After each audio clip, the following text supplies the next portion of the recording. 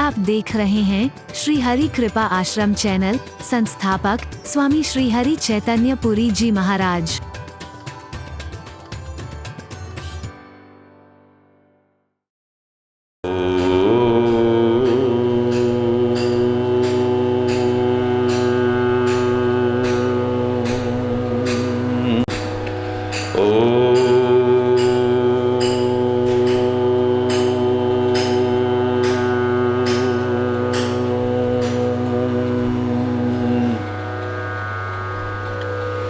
सर्वे भवन्तु सुखिनः, सर्वे सन्तु निरामयाः, सर्वे भद्राणि पश्यन्तु मा कश्चित् दुःखभाग् भवेत्। ॐ शान्ति शान्ति शान्तिः।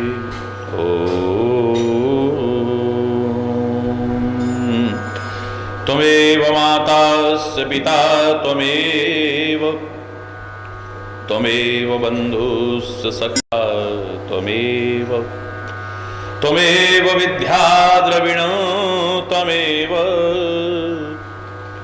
त्वमेव सर्वं मम देव देव। ॐ शान्ति शान्ति शान्तिः।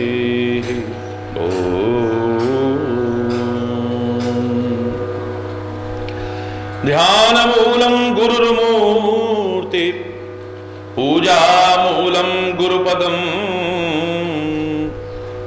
मंत्रमूलं गुरुर्वाक्यं, मोक्षमूलं गुरुकृपा।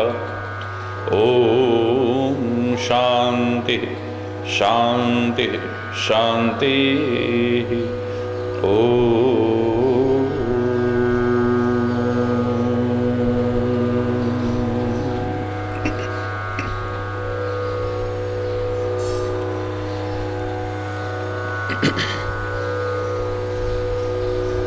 दयालु प्रभु हम दया मांगते हैं,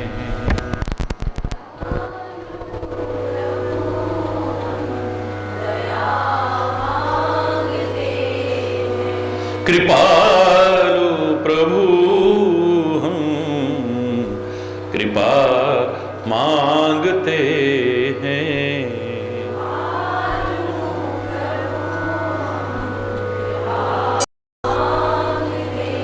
तुम्हारे हैं तुमसे कृपा मांगते हैं।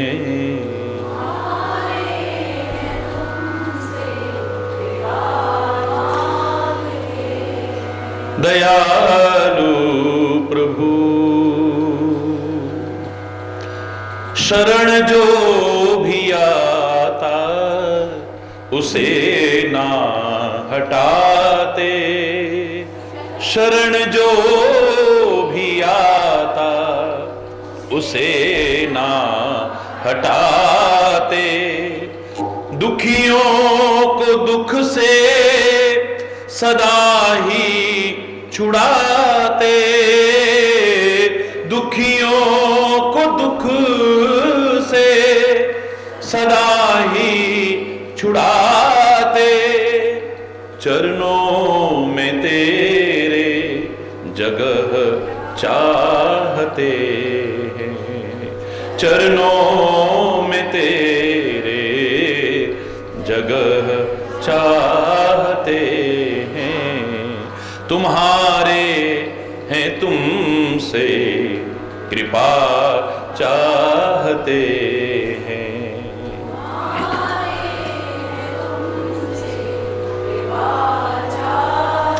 दयालु प्रभु समय हमने खोया जगत में ही सोकर,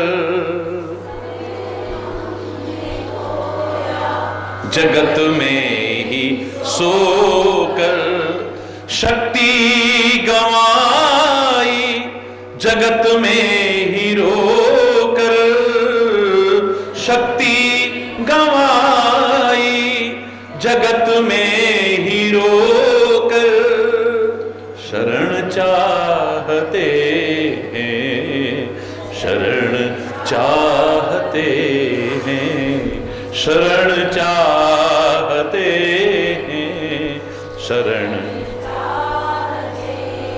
दयालु प्रभु हम दया मांगते हैं,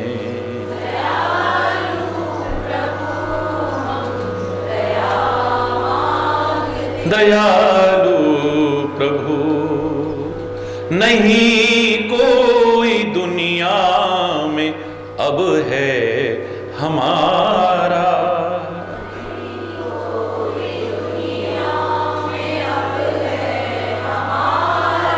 हमें तो जगत में तुम्हारा सहारा, हमें तो जगत में तुम्हारा सहारा, तुम्हें चाहते हैं, तुम्हें चाहते हैं, तुम्हें चाहते हैं, तुम्हें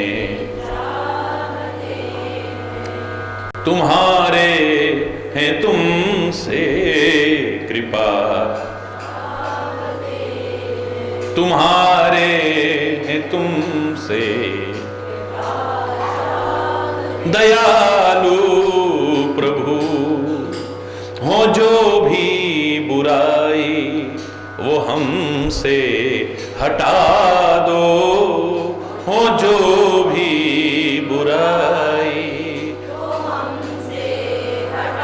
हो, जो भी विकार मेरे मन के मिटा दो, हो जो भी विकार मेरे मन के,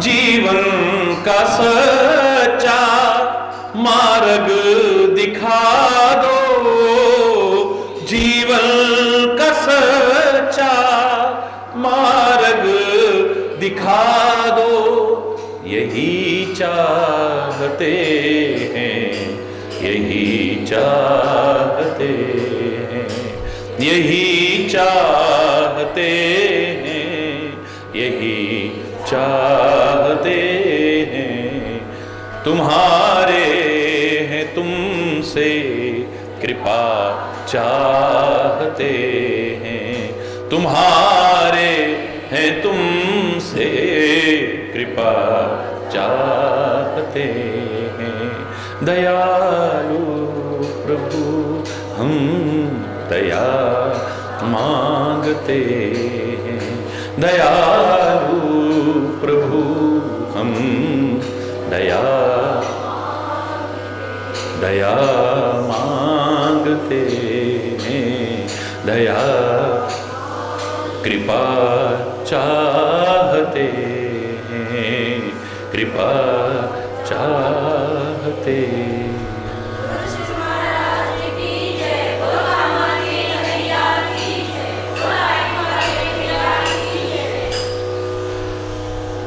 महाराजा जनक की स्थिति देखी नहीं जा रही लोगों से, इतने व्याकुल तड़प रहे हैं, रो रहे हैं।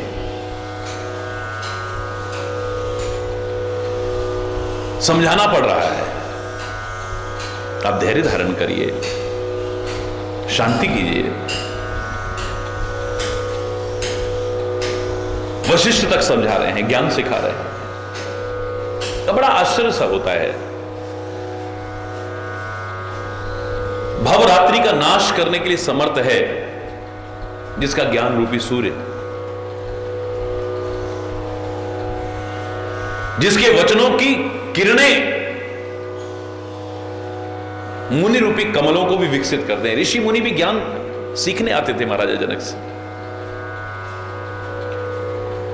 ऐसे महाराजा जनक में क्या ये मोह ममता आ गई? फटक नहीं सकती पास में मोह ममता। ऐसे जहां सूर्य है वहां अंधकार कहां फटक सकता है? जहां अग्नि है वहां ठंड कहां फटक सकती है? ये क्या है फिर? क्यों रो रहे हैं? क्यों तड़प रहे हैं? क्यों बिलख रहे हैं महाराज जनक? ये मोह ममता नहीं है, ये राम के प्रेम का प्रभाव है। और कोई भी शुद्ध हृदय का व्यक्ति जब संपर्क में आता है, राम का प्रेम उस पर प्रभाव न डाले ऐसा हो ही नहीं सकता है। साफ मन से आए,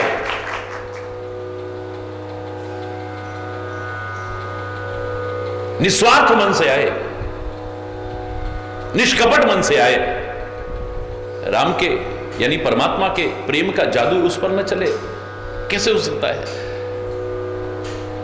ये राम के प्रेम का प्रभाव है। याद करो मैंने क्या कहा था कि जब मैं पैदल यात्रा पर निकला, आज की स्थिति छोड़ी, आज तो बहुत आगे तक है, उस जमाने की बात कर रहा हूं मैं।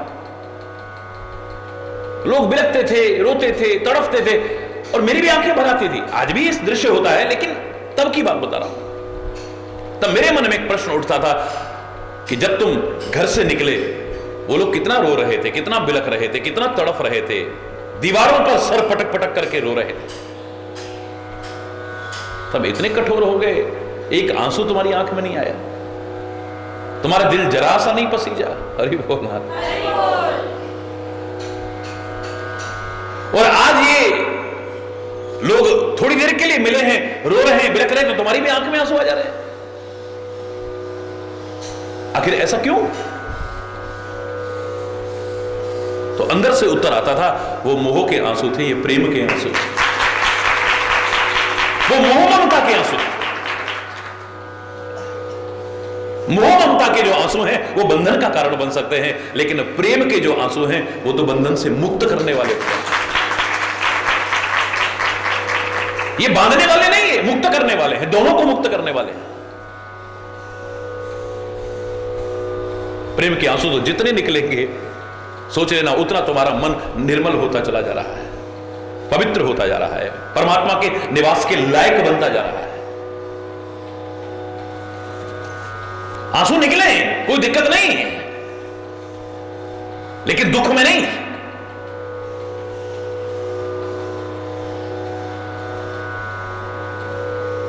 मोह ममता में नहीं।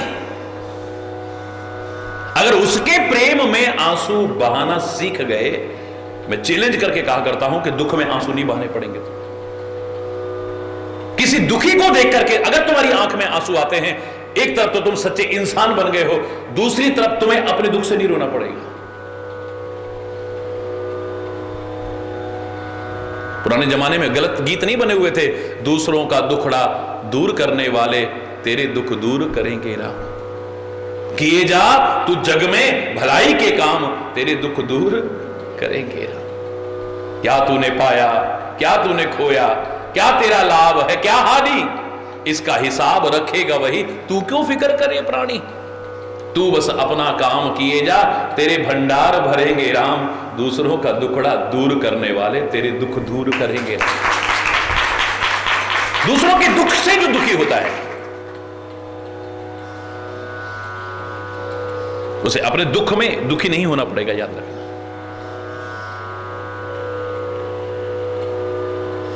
रोना लिखा है तो रोगे तुम, तो क्यों ना इसका स्वरूप बदल दो, दुख से न रो करके, मोह ममता में न रो करके, उसके प्यार में या किसी दुखी को देख करके करुणा के रूप में आंसू बरसाओ। देखिए क्या है।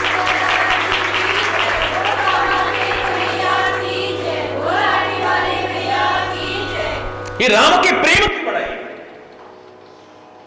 जो राजा जनक जैसे शुष्क ज्ञानी ये आंखें छलछला हो गई। ऐसा नहीं कि अंदर प्यार नहीं है, अंदर तो प्यार है, और अपने प्रेमास्पद को देख करके वो प्रकट भी हो गया है।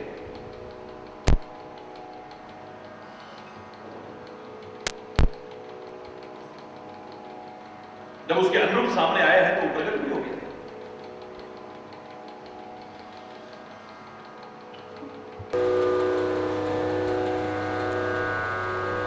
तो ऐसा नहीं कि ज्ञानी प्यार नहीं करता है,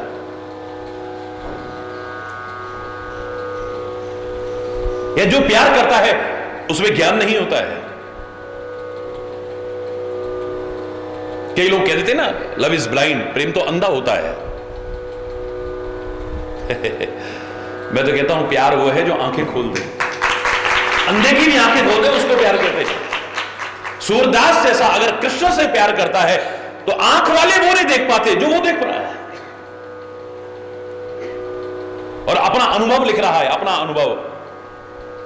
चरण कमल बंदो हरि राय, जाकी कृपा पंगु गिरि लंघे, अंधे को सब कछु दर्शाए।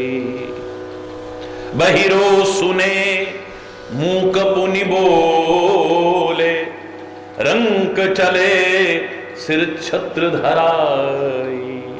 सूरदास स्वामी करुणा में, बार बार विनवों ते ही पाही। चरण कमल बंदो हरि राय। अंधे को सब कछु दर्शाई। वो कृपा करता है प्रेम से, और जब प्रेम होता है और वो कृपा करता है तो अंधे को भी दिखने लग जाता है। वो दिखता है जो आंख वाले नहीं देख सकते। अरे वो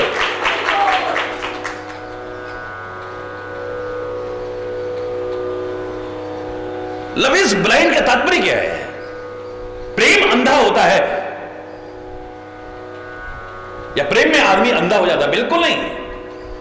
प्रेम तो आंखें को, सच्चा प्रेम हो तो वासना में, फिर मैं कहूंगा वासना में संबंध के लिए नहीं कह रहा हूं, वो तो अंधा कर देगा।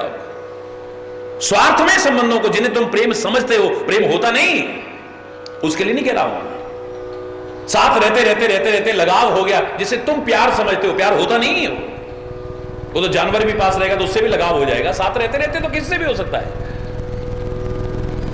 वो प्रेम नहीं है, लगाव है, अटैचमेंट है। हो सकता है वो तुम्हें अंधा कर दे, हो सकता है तुम्हारी आंखों पर पट्टी डाल दे, तुम्हें कुछ और नजर ही ना आए, बस उसी में खोए रहो। लेकिन सच्चा प्यार तो तुम्हारी आंखें खोल करके रखे। तुम अज्ञानी नहीं रह सकते हो, ज्ञान की आंखें तुम्हारी खुलेंगी। कबीर जैसा बिना पढ़ा लिखा आज लोग रिसर्च कर रहे हैं उसके एक एक दोहे पर।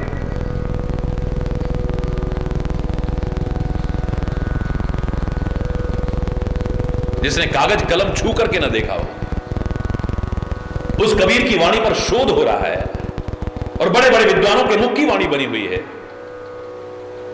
क्या कारण है? वहां प्रेम था। क्योंकि कबीर ने तो साफ साफ कहा, उसके जीवन में प्रेम से बड़ी कोई चीज नहीं थी। ढाई आखर प्रेम का पढ़े सो पंडित होए, कबीर के ही शब्द है। वो थी पढ़ पढ़ जग मुआ, पंडित भया न कोय, ढाई आखर प्रेम का पढ़े सो पंडित होए। जब प्रेम जीवन में आया है तो मुख से जो शब्द निकल रहा है वो वेदवाणी है, वो ज्ञान है। आंखें खोल दे, हमारी आंखें तो खोलेगा, दूसरों की भी आंखें खोल के रख दे। तीन तरह के लोग हैं दुनिया में। एक विषयी लोग हैं, एक साधक लोग हैं, एक सयाने लोग हैं। सिद्ध सयाने लोग हैं, एक साधक लोग हैं और एक विषयी लोग हैं। और रामायण में तीनों का वर्णन मिलता है। विषयी लोग कौन हैं? लंकापुरी के निवासी हैं। साधक लोग कौन हैं? अवधपुर के निवासी हैं। और सिद्ध सयाने लोग कौन हैं? जनकपुर के निवासी हैं।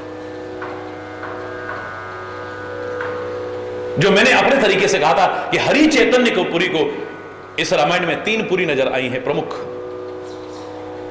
पहली अवधपुरी, दूसरी जनकपुरी और तीसरी लंकापुरी। अवधपुरी साधना की और प्रेम की प्रतीक है, जनकपुरी ज्ञान की प्रतीक है और लंकापुरी विषय भोग की प्रतीक है। और मैंने आपसे साथ में यह भी आह्वान किया था कि अपने जीवन को अवधपुरी बनाने की कोशिश करना, जनकपुरी बनाने की कोशिश करना, लंकापुरी बनाने की कोशिश मत करना।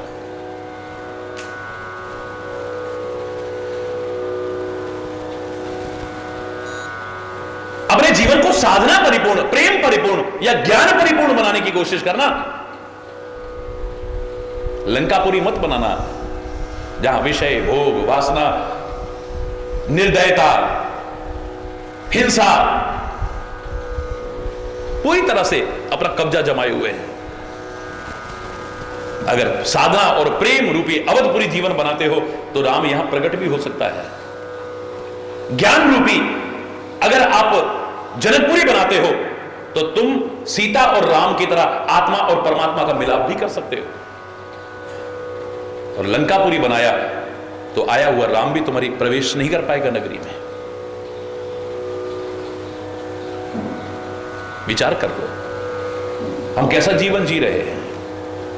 बस इतना कह सकते हैं, राम स्नेह सरस मन जासु, साधु सभा बड़ आदरतासु, सोहन राम प्रेम बिन ज्ञानु।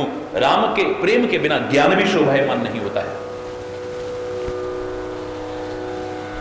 4 प्रकार के भक्त बताए हैं भगवान के,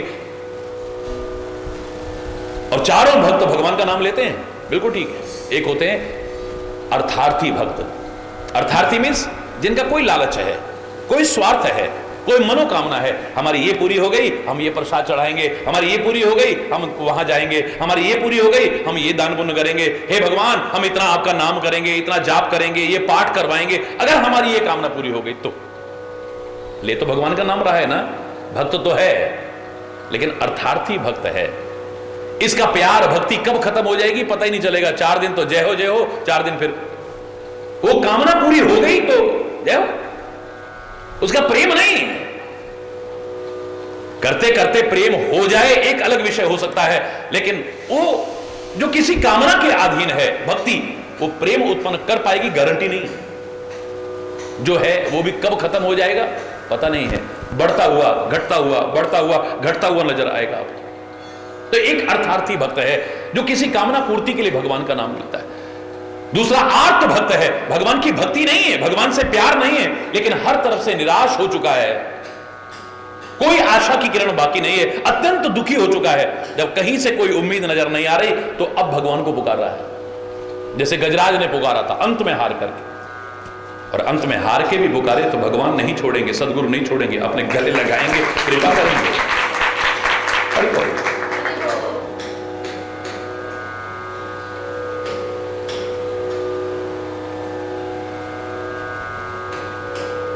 तो आर्त भक्त प्रेम नहीं है उसका, प्रेम हो जाए अलग बात है, लेकिन अत्यंत दुखी होता है जब कोई उम्मीद नजर नहीं आती है, कहीं से आशा की किरण नजर नहीं आती है, कोई बल, कोई सहारा, कोई भरोसा नहीं दिखता है, तब भगवान की याद आती है। भगवान को याद तो कर रहा है, भगवान का नाम तो ले रहा है भक्त, लेकिन प्रेम नहीं है। तीसरा भक्त होता है जिज्ञासु भक्त। जिज्ञासु का तात्पर्य वॉन्ट्स टू नो, जानना चाहता है भगवान क्या होता है, धर्म क्या होता है, सत्य क्या होता है। जिज्ञासा है उसके मन में। अब जिज्ञासा को जब रखेगा किसी के भी सामने और वहां से सुनेगा, भगवान का नाम तो आएगा ही आएगा ना। वो जिज्ञासा कब प्यार में बदल जाएगी अलग विषय है, लेकिन अभी जानना चाहता है, जानना चाहता है, जानना चाहता है और अधिक जानना चाहता है भक्त। उसका प्रेम है नहीं, हो जाएगा अलग विषय है, अभी तो बस वो जानना चाह रहा है ये सब क्या है ये। और चौथा है ज्ञानी भक्त, जो सब कुछ जानता है और जान करके फिर भगवान से प्यार करता है। उसका प्यार कभी खत्म होने वाला नहीं। जो सब कुछ जानने के बाद फिर प्यार करता है, उसका प्यार कभी। अब यहां लव इज ब्लाइंड का तात्पर्य क्या है? अंधा यानी ज्ञान का अभाव तो नहीं है, वो अंधा तो नहीं है। यहां इतना अर्थ लगा सकते हैं, अगर आपने ये वाक्य बनाया ही है तो इतना अर्थ लगा सकते हैं कि आदमी अंधा कहां होता है? जिससे प्यार करता है उसके दोष नहीं नजर आते, उसे उसकी कमियां नजर नहीं आती। किसी भी स्थिति में अगर वो कमी खोजता है तो अपनी खोजता है, जिससे प्यार करता है उसकी कमी खोजने की कोशिश नहीं करता। मेरी कमी होगी कोई,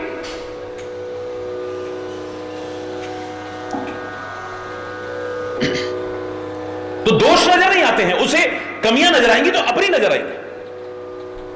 किसी भी स्थिति में उसकी सोच नेगेटिव सोच नहीं बनती है, पॉजिटिव सोच बनती है। ऐसी पॉजिटिव बनती है, उसका प्यार दिनों दिन बढ़ता जाता है, कभी प्यार कम नहीं होता है। और प्यार वही है जो बढ़ने में आए, कम होने में आए उसे प्यार नहीं कहते हैं। वो तो चंद दिन का उबाल है, किसी के प्रति भी आया फिर खत्म हो गया। जैसे दूध में उबाल आया बैठ गया। हरि बोल, जोर से बोलो ना। प्यार तो सीधे सीधे शब्दों में कहा है, प्रेम प्रेम सब कोई कहे, कठिन प्रेम की रीति, आदि अंत पूरी निभे तभी जानिए प्रीति। प्रेम वही है जो अंत तक निर्वाह, जो आज है कल खत्म हो गया, आज बहुत है कल कम हो गया, आज कम है कल बढ़ गया, फिर कम हो गया फिर खत्म हो गया, उसको प्रेम नहीं कहते हैं। हरि बोल, जोर से बोल, हरि बोल। तो राम का प्रेम अगर नहीं है तो ज्ञान भी बेकार है, शोभायमान नहीं होगा। जैसे पानी का जहाज है और उस जहाज को चलाने वाला ना हो, कब खत्म हो जाएगा पता ही नहीं चलेगा। हरि बोल। जैसे कर्णधार के बिना वो पानी का जहाज न तो शोभायमान होगा और कब खत्म हो जाएगा पता भी नहीं चलेगा, ऐसे ही प्रेम के बिना ज्ञान कब खत्म हो जाएगा पता भी नहीं चलेगा। मोह ममता हमारे प्रेम को नष्ट कर सकती है। कहा भी था, बिन सत्संग न हरि कथा, ते ही बिन मोह न भाग, और मोह गए बिन राम पद, होय न दृढ़ अनुराग। मोह ममता में जब तक लगा है तब तक प्रभु के और गुरु के चरणों में प्यार नहीं हो सकता है। प्यार की सी प्रतीति होगी, प्यार नहीं हो सकता है, वो मोह ममता में ही लगा रहेगा बस।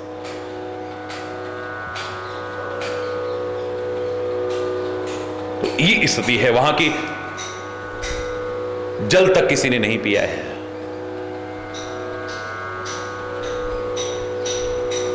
पशु पक्षियों तक ने नहीं, तो इंसानों की तो बात ही क्या है। और प्यार तो किस पर प्रभाव नहीं डाल देता है। हरि बोलना।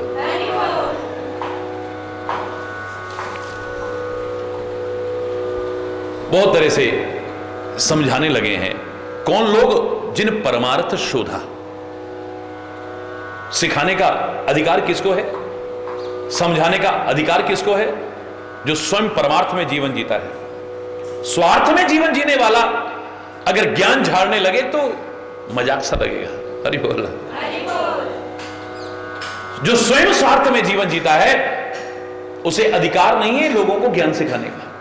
अब सिखाने को कितने ज्ञान सिखाने वाले पैदा हो गए, लेकिन ऐसे लोगों के लिए ही वो चौपाई बनी है। पर उपदेश कुशल बहु तेरे, जे आचरहि सो नर न घनेरे। दूसरों को उपदेश देने वाले बहुत है दुनिया में, शायद सुनने वाले इतने नहीं मिलेंगे जितने सुनाने वाले हो गए हैं अब धीरे धीरे। दूसरों को उपदेश देना बहुत सरल है, बहुत सरल, लेकिन जो अपने जीवन में आचरण में भी लाते हैं ऐसे बहुत कम नजर आएंगे। आपसे कहेंगे सबसे प्यार करना, लेकिन वो खुद सबसे प्यार करते हैं या नहीं? आपसे कहेंगे लालची मत बनना, स्वार्थी मत बनना, स्वयं कैसा जीवन जी रहे हैं ये देखो। आपसे कहेंगे त्याग में जीवन होना चाहिए, तपस्या में जीवन होना चाहिए, सादगी परिपूर्ण जीवन होना चाहिए, अपना है या नहीं? हरि बोल। भेदभाव मत करना, आपको बड़ी अच्छी कथा सुनाएंगे, लेकिन स्वयं करते हैं या नहीं? हरि बोल। आपसे कहेंगे कि भगवान पर भरोसा रखना, वो रक्षा करेंगे, और खुद बॉडीगार्ड लेके तो नहीं चल रहे, खुद सिक्योरिटी के बिना रह नहीं सकते, बुलेट प्रूफ गाड़ियों में चल रहे हैं, निश्चित कीमत के बिना आ नहीं सकते कथा करने हैं, इतने पैसा लिए बिना बात भी नहीं करेंगे आपसे। उपदेश का प्रभाव कब पड़ेगा और किसको अधिकार है? माता पिता बच्चों को समझाना चाहें, शिक्षक विद्यार्थी को सिखाना चाहे, संत समाज को सिखाना चाहे, गुरु शिष्य को सिखाना चाहे, भगवान संसार को सिखाना चाहें, जब तक अपने आचरण में ला करके उनके स्तर पर उतर करके नहीं सिखाते, तब तक उस उपदेश का प्रभाव पड़ने वाला नहीं। जब आचरण में आता है उसका प्रभाव तुरंत पड़ेगा। बा को ब्लड प्रेशर बढ़ गया, डॉक्टरों ने मना किया कि नमक कम खाइए, मत खाइए ज्यादा, लेकिन कस्तूरबा कम कर नहीं पा रही थी। महात्मा गांधी ने भी बहुत समझाया लेकिन नहीं कर रही थी। उन्होंने क्या किया, खुद फीका खाना शुरू कर दिया। अरे बोल, उन्होंने कहा बहुत समझा लिया, अब इसका असर नहीं पड़ रहा है, अब मैं ऐसे करके देखता हूं। चंद्र दिन ही बिना नमक का फीका खाना, बिना फीका भोजन किया होगा महात्मा गांधी ने, उसका मन नहीं करा फिर दोबारा नमक डालने का। स्वयं आचरण में उतार करके जब ज्ञान सिखाते हैं उसका प्रभाव तुरंत पड़ता है, और अपने आचरण में नहीं है तो फिर वो पुरानी कहानी याद आती है कि कोई मां संत के पास ले गई, महाराज मेरा बच्चा गुड़ बहुत खाता है, इसके दांत खराब हो गए हैं, कीड़े लग गए हैं, रात भर रोता है दर्द के मारे, चिल्लाता है, ना सोता है ना सोने देता है। आपने लोगों की शराबें छुड़वा दी हैं, आपने लोगों का जुआ छुड़वा दिया है, आपने लोगों का मांसाहार छुड़ा दिया है, आपने लोगों की गंदी आदतें छुड़ा दी हैं, मेरे बच्चे का गुड़ खाना छुड़ा दो ना। महात्मा सरल शब्दों में कहते हैं, मां 15 दिन बाद आना। महाराज तब बस बहस नहीं, 15 दिन बाद आना। 15 दिन बाद लेके गई, महात्मा जी ने सिखाया, समझाया, प्यार से समझाया, डरा के समझाया, हर तरह से समझाया। बच्चे के मन में ऐसा भाव आ गया कि गुड़ खाने नहीं। पहले ताले में रखा होता था तो ताला भी कैसे न कैसे खोल करके खा जाता था, अब सामने गुड़ रखा हुआ है और उसका खाने को मन नहीं कर रहा है। 1 दिन, 2 दिन, 10 दिन, महीना, 1.5 महीना, 2 महीने हो गए, परिवार के लोग महाराज को धन्यवाद देने के लिए एक मिठाई का डिब्बा लिए और चल दिए, महाराज बहुत बहुत धन्यवाद, इसके दांतों का दर्द भी खत्म हो गया है। अब तो सामने रखा रहे गुड़ तब भी हाथ में नहीं लगाता। अब हम कहते हैं बेटा जरा सा खा लो, नहीं खाता ये। बहुत बहुत धन्यवाद, बहुत बहुत शुक्रिया, ये सब भगवान की कृपा है। संत कहने लगे, बोले महाराज कृपा चाहे आपकी थी या भगवान की, मुझे एक प्रश्न का उत्तर दे दीजिए। आपने सिखाना ही तो था, समझाना ही तो था, बातें ही तो बोलनी थी। 15 दिन तक इस बच्चे को कष्ट में और हमको कष्ट में क्यों रहने दिया आपने? जो आपने 15 दिन बाद बोला था, ये 15 दिन पहले बोल देते आप। आपने 15 दिन पहले वो शब्द क्यों नहीं बोले, 15 दिन बाद क्यों बोले? 15 दिन हम और तकलीफ में रहे। महात्मा सरल शब्दों में कहते हैं, मां मैं समझा तो सकता था, हो सकता है क्षणिक असर भी बच्चे पे पड़ता, लेकिन मैं खुद गुड़ खाता था। कभी ये मेरे को गुड़ खाते देखता तो कहता वाह खुद तो गुड़ खाते हैं, मुझे कहते हैं गुड़ मत खाना, तो क्षणिक प्रभाव पड़ सकता था, मेरे उपदेश का दूरगामी प्रभाव नहीं पड़ सकता था। कथनी और करनी का अंतर मिटा करके जब तक नहीं सिखाएंगे। शराब पीने वाला कहे हाँ मेरा अनुभव है भाई, शराब बहुत बुरी चीज है, शरीर खत्म हो गया, देखो पैसा खत्म हो गया, घर की शांति खत्म हो गई, इज्जत खत्म हो गई, मत पीना भाई मत, खुद तो पीता है, हमको सिखा रहा। हरि बोल। तेरे अनुभव का भी कोई प्रभाव नहीं है जब तक तू किसी ज्ञान को जो सिखा रहा है तेरे आचरण में नहीं आएगा, उसका दूरगामी और चिरस्थायी प्रभाव पड़ने वाला। चाहे माँ बाप बच्चों को सिखाना चाहे, विद्यार्थी को शिक्षक सिखाना चाहे, संत समाज को सिखाना चाहे, गुरु शिष्य को सिखाना चाहे, और भगवान भक्तों को सिखाना चाहे, कोई भी हो।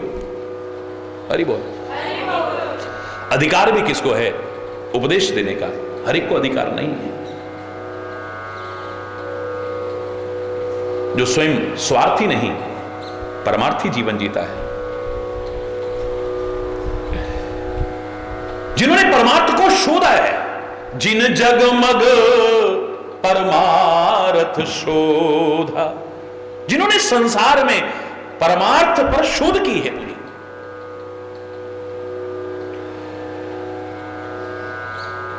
परमार्थ का मार्ग खूब चल करके देखा है, खाली कोरी कथा तक नहीं है, अपने आचरण में उतारा है, स्वयं परमार्थी बने हैं, स्वार्थी नहीं बने हैं, वो सिखा रहे हैं।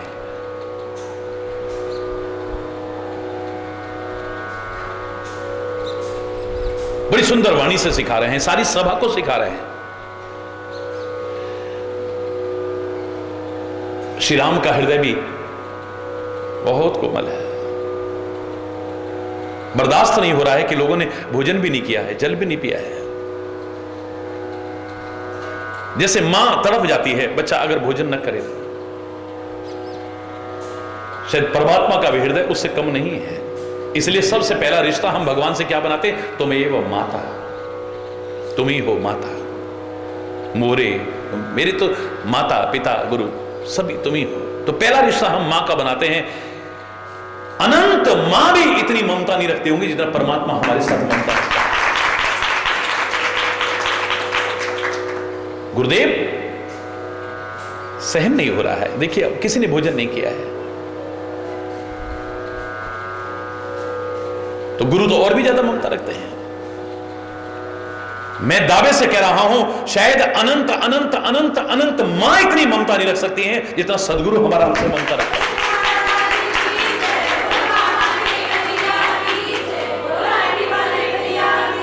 ऐसा ममत्व है उसके हृदय में, इतना वात्सल्य है उसके हृदय में। गुरुदेव से बर्दाश्त नहीं भाई,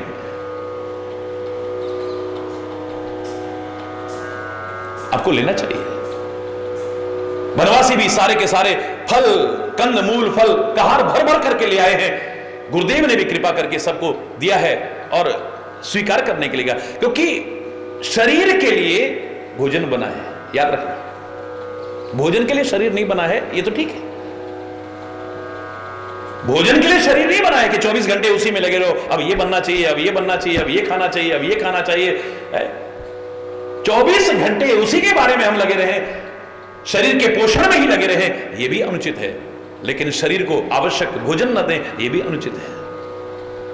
याद रखना, शरीर की रक्षा न करें, यह भी अनुचित है। यह भी आत्महत्या से कम नहीं है। तन बिन वेद भजन नहीं वरना, खाली आत्मा तुम्हारी भटकती रहेगी, भजन नहीं कर सकती है, परोपकार नहीं कर सकती है, किसी की सहायता नहीं कर सकती है। आत्मा के साथ जब तक ये शरीर है तभी तक कुछ करने की कोशिश कर सकते हो, तभी तक तुम भजन कर सकते हो, सेवा कर सकते हो, उपकार कर सकते हो। कब तक? शरीर जब तक है साथ में। तो शरीर की रक्षा का भी उत्तरदायित्व तुम्हारा है। हां, इतना मैं जरूर कहा करता हूं, उतना मत खाओ जितना खा सकते हो, उतना खाओ जितना पचा सकते हो। अरे वो उतना मत खाओ जितना खा सकते हो, उतना खाओ जितना पचा सकते हो। उतना किसी से संबंध मत बनाओ जितना बना सकते हो, उतना बनाओ जितना निभा सकते हो। आज तो इतना बना लिया और फिर खत्म। उतना संबंध मत बनाओ जितना बना सकते हो, उतना बनाओ जितना निभा सकते हो। उतना मत कमाओ जितना कमा सकते हो, उतना कमाओ जितना आनंद पूर्वक उपभोग भी कर सकते हो। ये नहीं कि शरीर भी खराब हो गया, परिवार भी खराब हो गया, सब कुछ, और हम उसी में लगे हुए हैं। किसके लिए कमा रहे हैं? फिर कमा कमा के डॉक्टरों का घर भरते रहेंगे। अरे बोल, आनंद पूर्वक उपभोग भी कर सको, ये भी ध्यान रखो। ये आवश्यक है लेकिन सब कुछ नहीं। अरे बोल, तो उतना मत खाओ जितना खा सकते हो, उतना खाओ जितना शरीर के लिए जितना आवश्यक है उतना लेना चाहिए। हां, इतना जरूर है कि जो तुम भोजन ग्रहण कर रहे हो वो शुद्ध होना चाहिए, सात्विक होना चाहिए, संयमित होना चाहिए, संतुलित होना चाहिए, बैलेंस डाइट होनी चाहिए। ये नहीं कि बहुत स्वाद है, चलो एक और एक और एक और है, पता लगा फिर 4 दिन खा ही नहीं पा रहे। अरे भोजन शुद्ध हो, सात्विक हो, संतुलित हो, संयमित हो, और उसमें स्वाद पर ध्यान देने में कोई बुराई नहीं है। हालांकि मैं स्वाद नहीं देखता हूं, पहले ये देखता हूं कि शरीर को, मेरे मन को, मेरे विचारों को सही तरह से लाभ पहुंचा रहा है नहीं। पहला महत्वपूर्ण ये है। आप स्वाद देखो, मेरी कोई बुराई नहीं है, मेरा कोई विरोध नहीं है, लेकिन तुम्हारे मन पर कैसा प्रभाव डाल रहा है, तुम्हारे चित्त पर कैसा प्रभाव डाल रहा है, तुम्हारे स्वास्थ्य पर कैसा प्रभाव डाल रहा है, सबसे पहले ये देखने की कोशिश करो। तामसी भोजन करके, गंदा खान पान रख करके आप अगर ये कहते हैं कि हम भक्ति करते हैं, आप अपने आप को धोखा दे रहे हो। भगवान को धोखा नहीं दे रहे, गुरु को धोखा नहीं दे रहे हो। मांसाहार करते हो, शराब पीते हो, गंदा खान पान करते हो, आप भक्ति का नाटक कर सकते हो, दिखावा कर सकते हो, ढोंग कर सकते हो, पाखंड कर सकते हो। भक्ति नहीं कर सकते हो। हरि बोल। रावण जैसा भी सहज में स्वीकार कर लेता है कि हो यही भजन न तामस देहा। मंत्रियों ने कहा महाराज आप कहते हो कि अगर वो परमात्मा हैं उनसे जबरदस्ती वैर करूंगा और उनके तीरों से मर करके भवसागर से पार हो जाऊंगा। आप तीरों से मर के भवसागर से पार क्यों होना चाहते हैं, भक्ति करके क्यों नहीं? बोले हो यही भजन न तामस देहा। शराब मैं पीता हूं, मांस मैं खाता हूं, गंदा खान पान है मेरा, गंदा जीवन है मेरा, इसके रहते मैं भक्ति का दिखावा तो कर सकता हूं, भक्ति कर नहीं सकता।